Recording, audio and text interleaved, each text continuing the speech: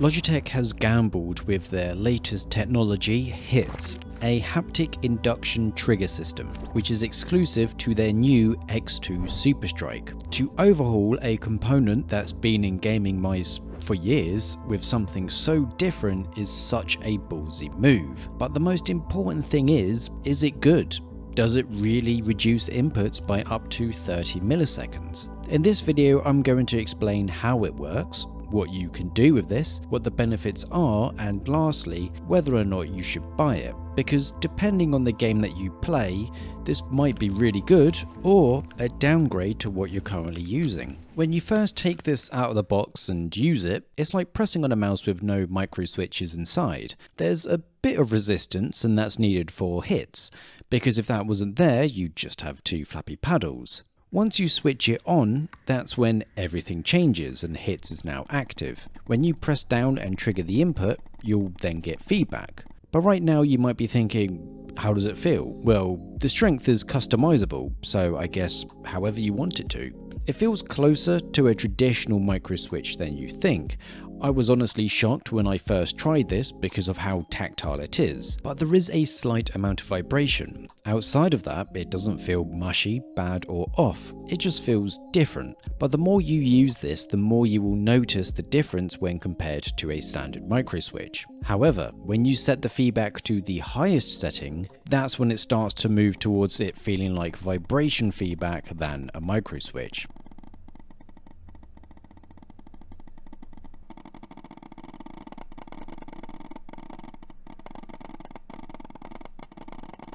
But the fact that they've gotten this so close to feeling like a micro switch is honestly really impressive. I've played with this in various games now, CS2, Deadlock, TF2 and Cyberpunk.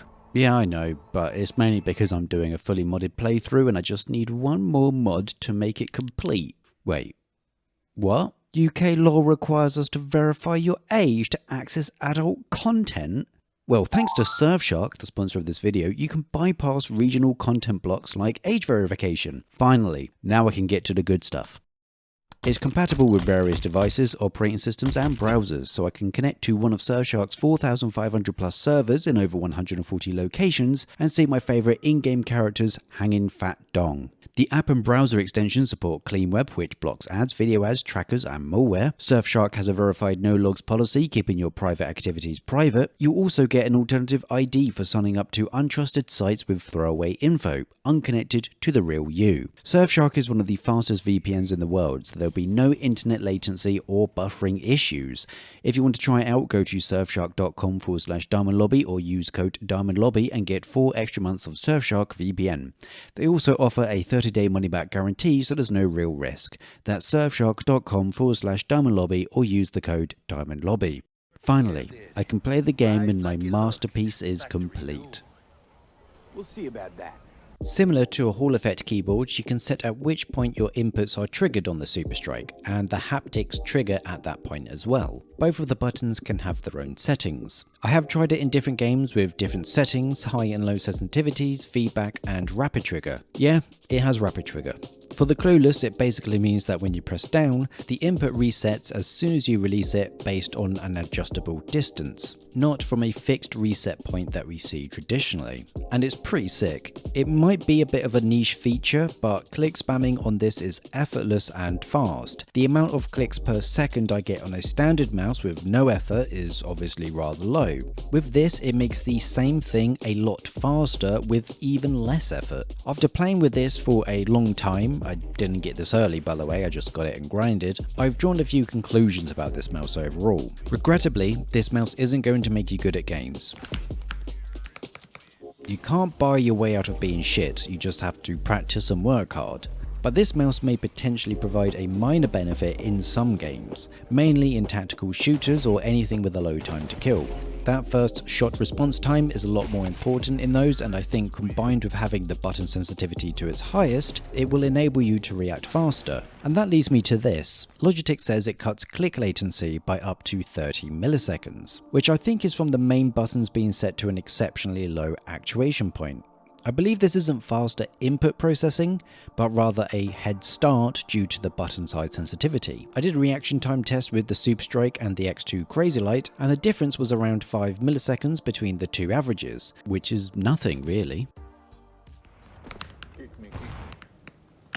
I win the round. Trust me. My initial first shot reaction showed a minor difference, which eventually faded, so I think hits may improve performance when starting cold, but its impact fades once you've warmed up. When I played Deadlock or Team Fortress 2, I didn't notice any improvement over my Crazy Light. In fact, I felt like I played a bit worse because of the SUPERSTRIKE, which I'll explain why a bit later. It has nothing to do with the hit system. But games like Deadlock with a longer time to kill might benefit from the hit system by it needing less pressure to trigger the main buttons, because then you're obviously aiming under less tension. Rapid trigger could also be beneficial with changing targets and still having the faster initial click time, but I still think this is more important for a game like Counter-Strike. To me, and I'll elaborate a bit later, this mouse seems to mainly focus on excelling in those tactical shooters. In my opinion, Hits is a complete success though. The implementation of this has far exceeded my expectations and I'm honestly blown away by it. I personally think the benefits have been overhyped by quite a bit, but I'll explain what I think the tangible benefits are in the next section. But first, there is a massive elephant in the room. It's not your mum. Hits is incredible and Logitech deserves all the praise for it. On the other hand, it has massively been let down by Logitech. To come up with this incredible new system and somewhat neglect the other areas of the mouse is honestly appalling. Because if you remove Hits, it's just a regular Superlight. I don't mean in terms of the shape, this is a shape that will please the majority of people, so that's fine. It's the other areas of the mouse. In comparison to their fantastic new technology, the rest of it just kind of sucks. The stock mouse feet have improved in the way that they don't sound and feel scratchy, but now have the worst glide I've experienced in a modern gaming mouse. I had to swap the skates out for some cheap AliExpress dot skates because these were unbearable to use outside of tactical shooters. Logitech fixed the skates on the Superlight 2C just a few months ago. I don't know how they've gone backwards. The side buttons have improved slightly, but they still feel a bit mushy and are far behind most other mice. And lastly, the scroll wheels seem to have gained a bit more tactility, so it is nicer to scroll with, but it's still using the same faulty mouse 3 switch. If you don't know what I'm talking about,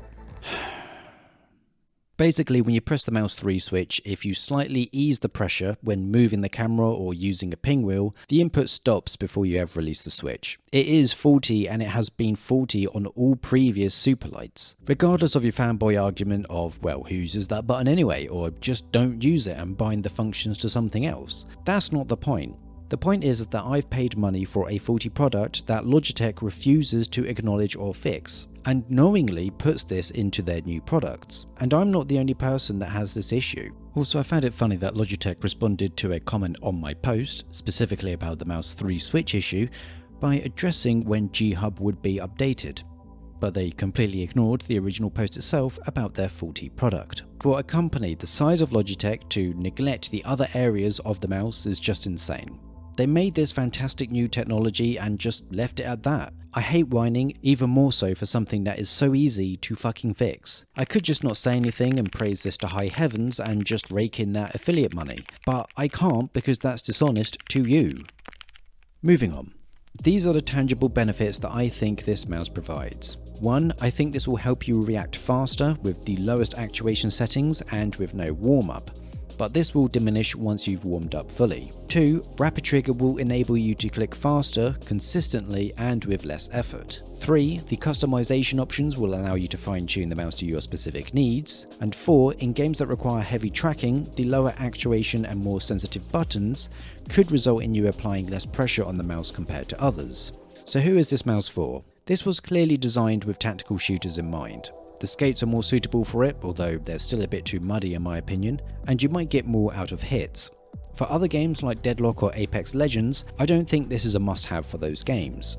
I experienced no difference when playing Deadlock with the SUPERSTRIKE and my X2 SUPERSTRIKE. In fact, I preferred my Crazy Light a lot more because of the somewhat constant 360 tracking you sometimes have to do, nerf Celeste, and the lighter weight is more valuable for me there. I think they focus too much on listening to professional CS2 or Valorant players, which makes sense in one way because it's marketing, people are going to be seeing their mice on stage, but it seems like they just listen too much to the pros. And they aren't your paying customers, you're giving them products for free, and in some cases you're paying them to use your products, and then ignoring actual paying customers. But that might be because they'll buy it anyway. So should you buy it? I think $180 is too much for any gaming mouse, but HITS is cool and could provide a benefit depending on the games that you play. So if you only play tactical shooters, then maybe go for it. Remember though, this mouse has glaring flaws, and if you're expecting your $180 gaming mouse to be perfect, Logitech believes that is an unreasonable thing to expect for that price. So there will be flaws, and areas that it could have been a lot better, and other mice are far superior in.